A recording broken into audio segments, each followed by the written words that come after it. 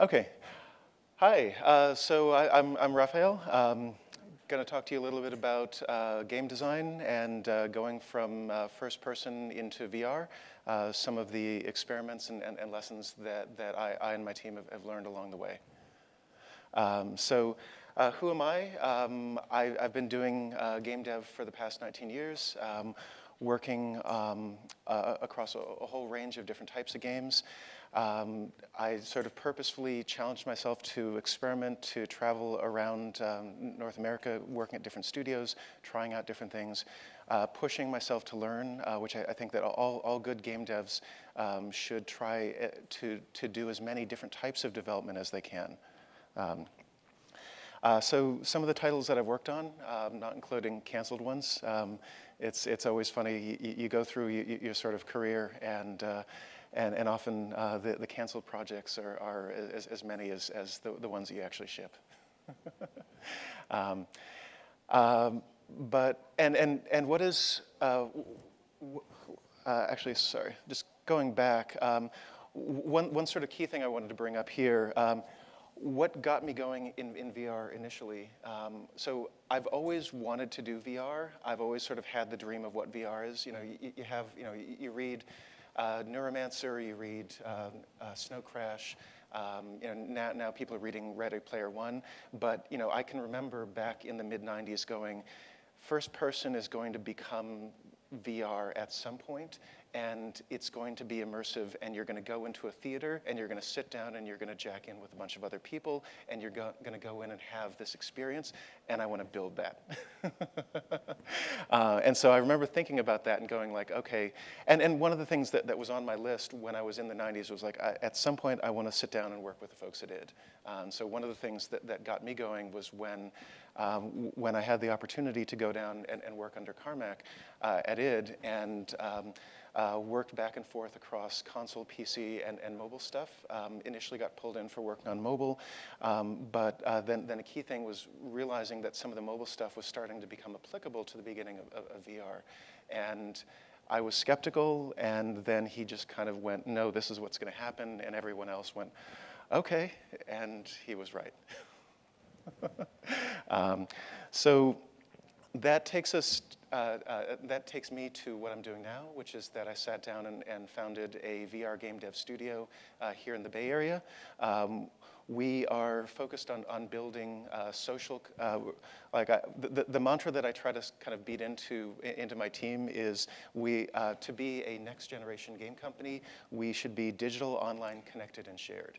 That everything that we are doing should be about building social VR, synchronous and asynchronous.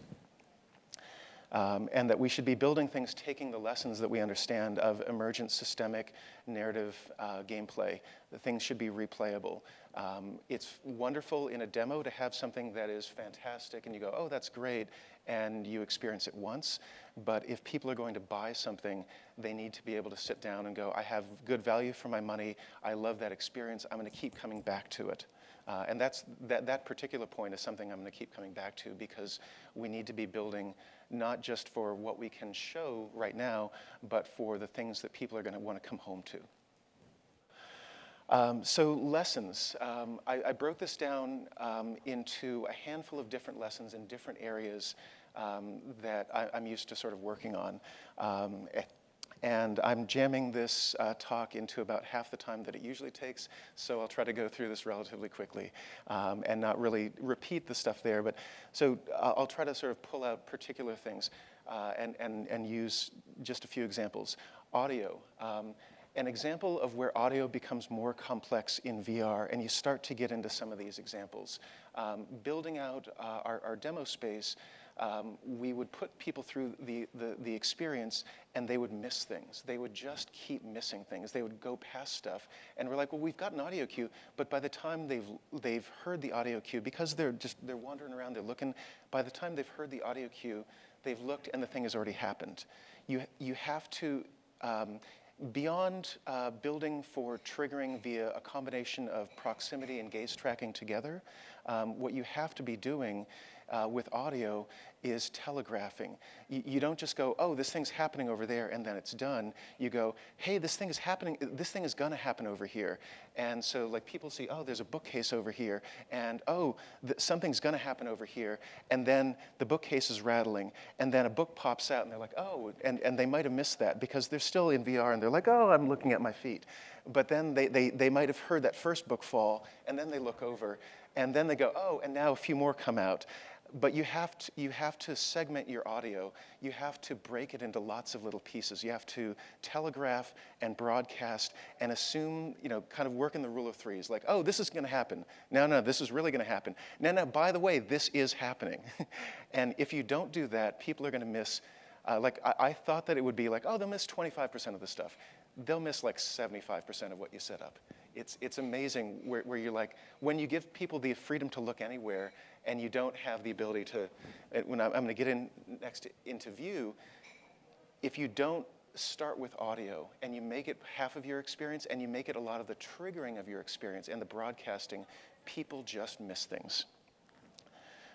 View.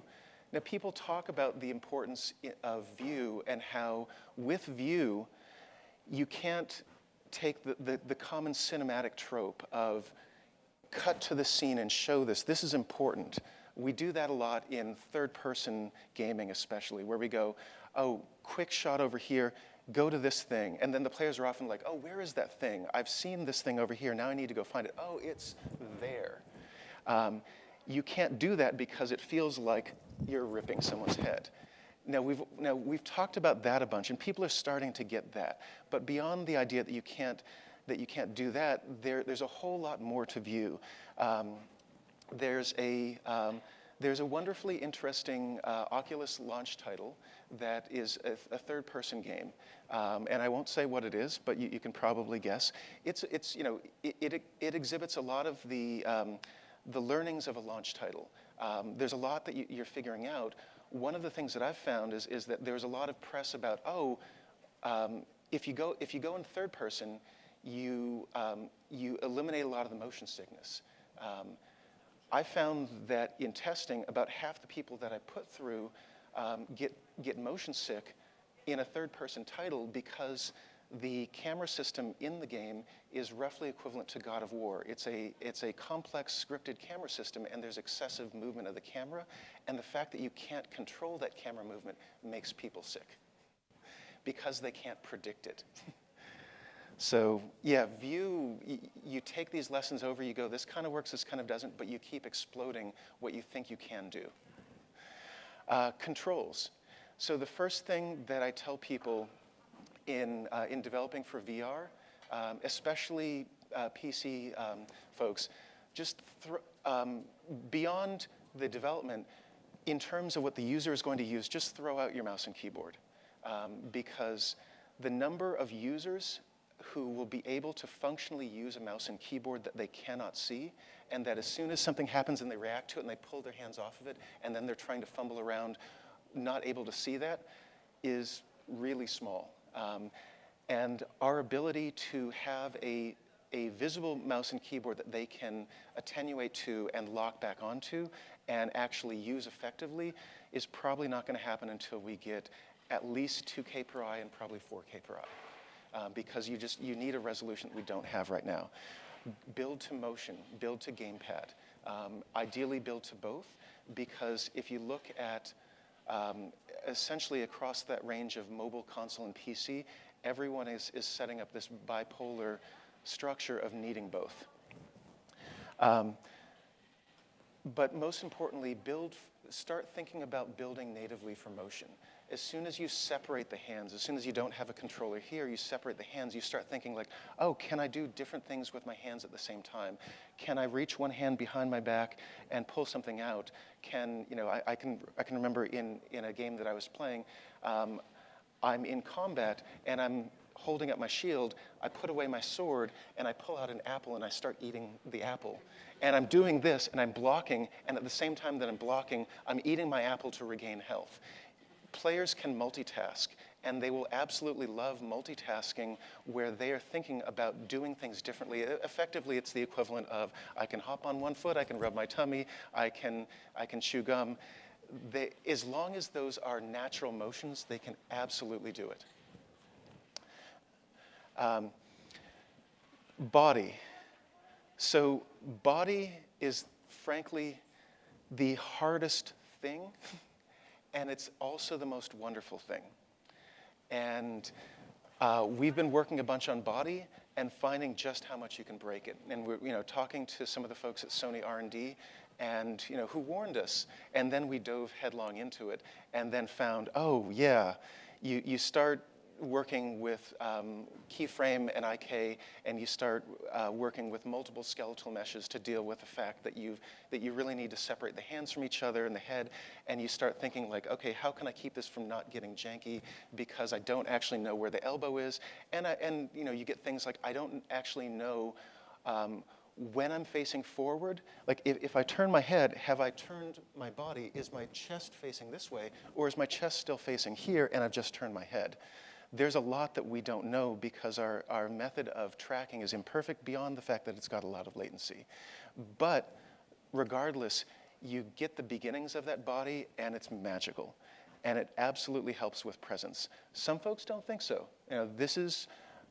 Some folks think it's a matter of opinion. I personally don't. There have been enough folks on the hardware side who attest to the importance of body that it's not should we do it or not, it's more a question of when should we do it and how long does it take us to collectively figure it out. Because it is really hard to get right. But yeah, you don't show the body and you run into issues. I can think of a demo that I've played of a fantastic game where I'm sitting in a car and I'm doing puzzly stuff, and I started to basically break the demo because I dropped something, and because this game wasn't thinking that it needed body, this demo, I dropped a pocket knife that I was trying to use, and think of like I'm sitting in a car seat and I drop this pocket knife, and because there's no physics to represent my body, even whether I see it or not, it drops into the back of the seat. And then I'm literally, and I've got an Oculus Rift DK2 on, and I'm jamming it down like this, and I'm taking this awkward mouse cursor that can't do depth very well, and I'm trying to grab the penknife that is effectively jammed into the backside of my abdomen because there's no representation of body. So do some amount of body, do it rough, even if it's, you've got 3 spheres, do a bit of body. Don't just go like, oh, we don't need to worry about body, we just have a cursor, we just have a set of hands. Always do body, because when you don't do it, players always know that they can feel their body, they can see their body. And if you don't, you will break things. You will break things for them. Other elements of body. So body, as I was saying, body needs physics. Body needs space. You don't want to occlude that body. You don't want to jam it into the middle of things.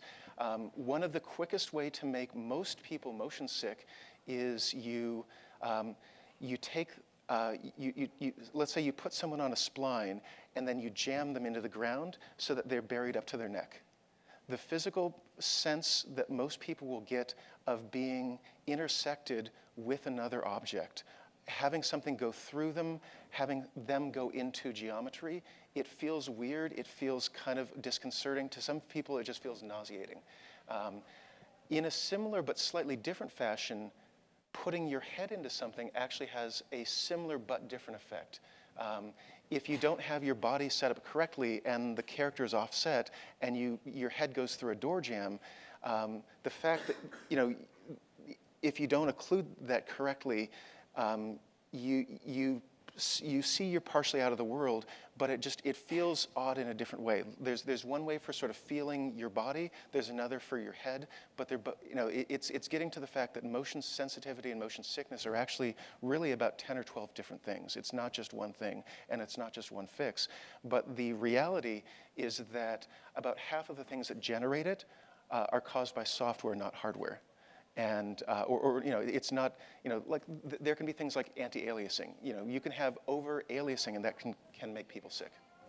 But the fact is that you can do all these little things that you don't even realize that can make people uncomfortable or sick. Getting down to the bottom there, as soon as you start dealing with body, you start realizing you need to have male bodies and female bodies.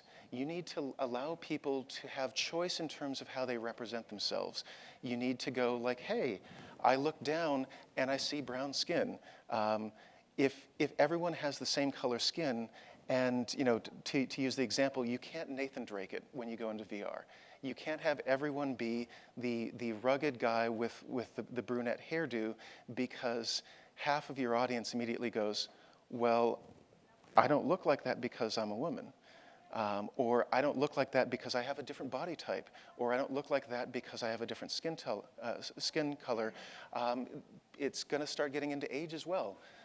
There is the ability to go into some amount of fantasy, like, oh, today I want to look like I want to go into a game and feel like I'm 10 years old again, and maybe be remembered, or remind myself a little of what that felt like.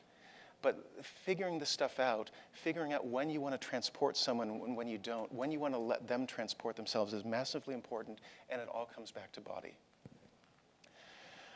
So navigation.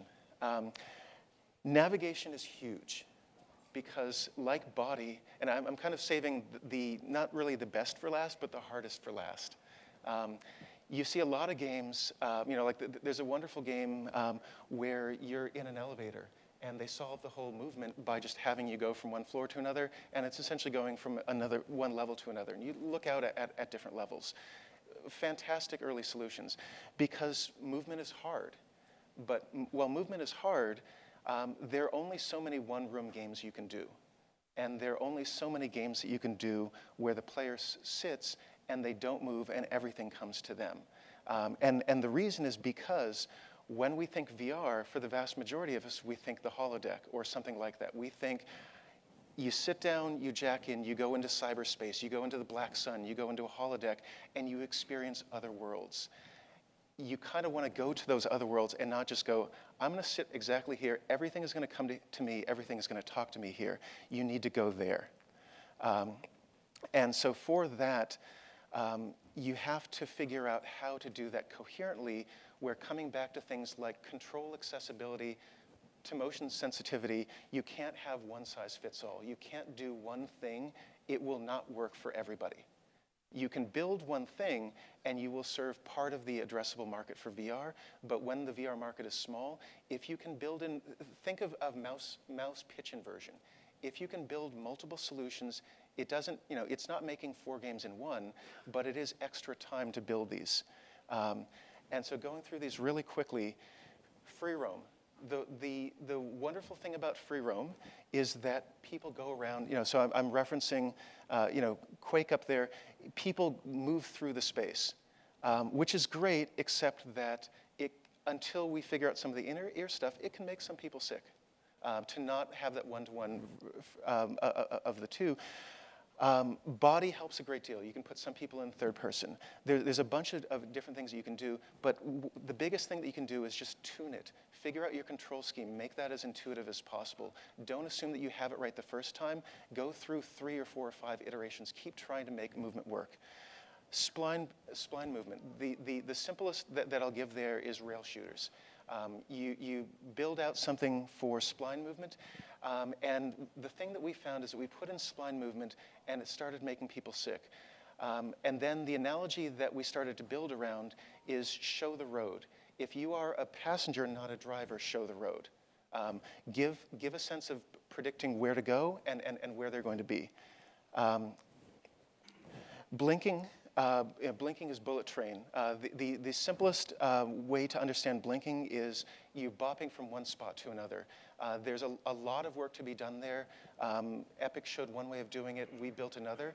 There are plenty more, but keep trying to find ways to make these work, and build in cues around them to make the players understand them for UX. The last one that I'll give is room scale. Room scale is in some ways the hardest. It is going to go more towards the installation space. Room scale is absolutely magical. What I'll ask people to remember is that to do room scale functionally well, you have to have a minimum of about a 10 by 10. You have to be able to walk 2 steps in any direction and not whack into things. And the last thing is just that there are different ways of moving around room scale, and the 2 most common for that are predefined nodes or choosing your location. Play with both, figure out what makes sense for your game. But those are 4 different ways of understanding moving through the space. And that's me, and thank you.